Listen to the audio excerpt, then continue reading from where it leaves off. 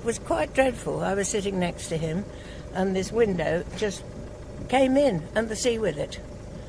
And I was we were all very, very wet. I think a woman was taken to hospital and my husband was going to go on the helicopter, but he died before they could get him on it. I think it killed him almost instantly. But the ship was badly maintained. We sat next, 4 windows blew, and the one we were sitting at, I'd said to my husband, because my father used to make paint, that's going to leak because there was a rusty puddle on the windowsill. I think the ship is improperly maintained. Otherwise, it had come from Madeira, I think, before we got on it in January, and they had bad storms then.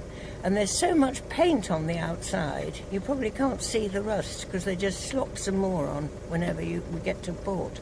The captain apparently was much admired by the crew have been fantastic, really fantastic.